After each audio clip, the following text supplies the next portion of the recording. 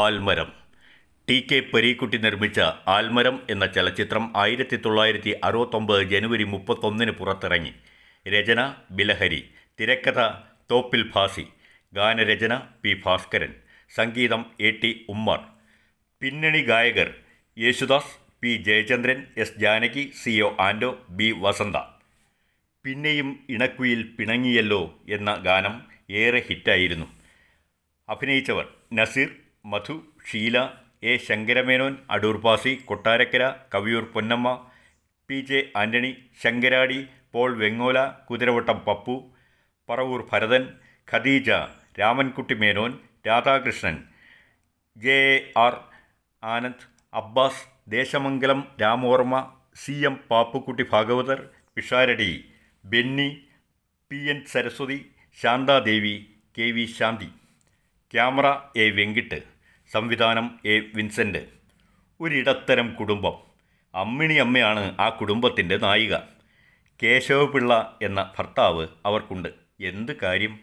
രാപ്പകൽ മുച്ചിയിട്ട് കളിയാണ്. ഉള്ളതെല്ലാം നശിപ്പിക്കുകയാണ്.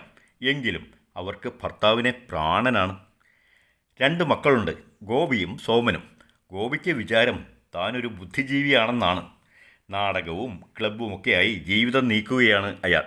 എന്നാൽ സോമൻ അങ്ങനെയല്ല. വീടിനു വേണ്ടി ആവോളം പ്രയത്നിക്കാൻ തയ്യാറായി നടക്കുന്ന ഒരു കുടുംബസ്നേഹി. എന്നാൽ സോമന് ഒരു പ്രണയമുണ്ട്. അയൽവാസിയായ കുസുമവുമായാണ് പ്രണയം. കുസുമം വെറും അയൽവാസി മാത്രമല്ല, ഒരു അകന്ന ബന്ധത്തിലുള്ള ആൾ കൂടിയാണ്. ഗോവിന്ദക്കുറുപ്പാണ് അവളുടെ അച്ഛൻ. പ്രണയമൊക്കെ ഏവർക്കും അറിയാം, അതിലൊട്ട് എതിർപ്പുമില്ല.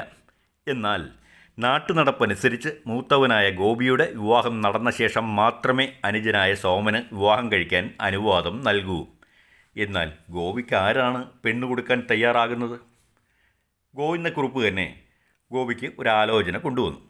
പക്ഷേ വരൻ്റെ സ്വഭാവവും ശീലവും അറിഞ്ഞ അവർ വിവാഹത്തിൽ നിന്നും പിന്മാറി. ഇക്കാര്യം പറഞ്ഞ് ഗോവിന്ദക്കുറുപ്പുമായി തർക്കത്തിലായി. ഒടുവിൽ എന്തായി? കുസുമവും സോമനും തമ്മിലുള്ള വിവാഹവും അവതാളത്തിലായി. അത്ര തന്നെ. നാട്ടിലെ മറ്റൊരാളാണ് ഭാസി. ഭാസിയെ റേഡിയോ ഭാസി എന്നാണ് വിളിക്കുന്നത്. എന്തിനും ഏതിനും ആളുകൾക്ക് ഉപകാരിയായ ഭാസിയെക്കൊണ്ട് ഒരു ദോഷമുണ്ട്. സത്യം പറയുന്ന ഭാസി എന്തും ഏതും സമയവും തരവും ആളുകളെയും നോക്കാതെ വിളിച്ചു പറയും.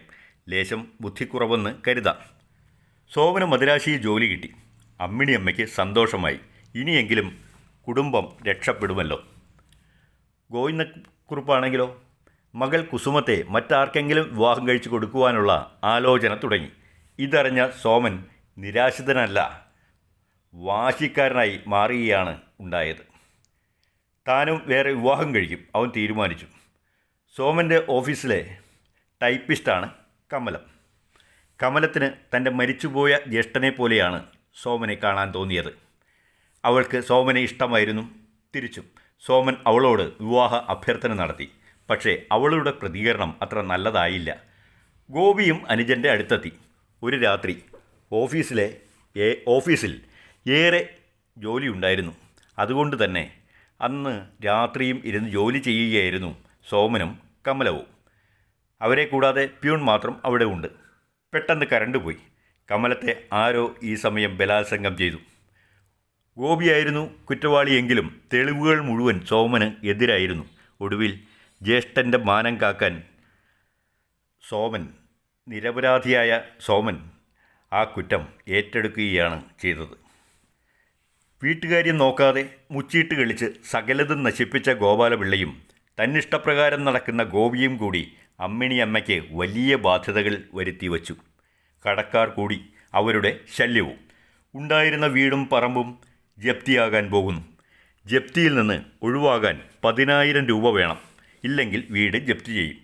മാത്രവുമല്ല, കടക്കാർ ഭർത്താവിനെ ജയിലിലടപ്പിക്കുകയും ചെയ്യും. തൻ്റെ അഭിമാനത്തേക്കാൾ വലുതാണ് വീട്ടുകാര്യം എന്ന് മനസ്സിലാക്കി അമ്മിണിയമ്മ മകൻ്റെ കല്യാണക്കാര്യത്തിൽ തെറ്റിപ്പിരിഞ്ഞ ഗോവിന്ദക്കുറുപ്പിനെ ആശ്രയിക്കാനായി ചെന്നു. മനസ്സംഘർഷത്തിൽപ്പെട്ട ഭർത്താവിനെ ജീവന് തുല്യം സ്നേഹിച്ച അമ്മിണിയമ്മ ഗോവിന്ദക്കുറുപ്പിൻ്റെ മുൻപിൽ തുറന്ന കണ്ണുകളോടെ മരിച്ചു വീഴുന്നു.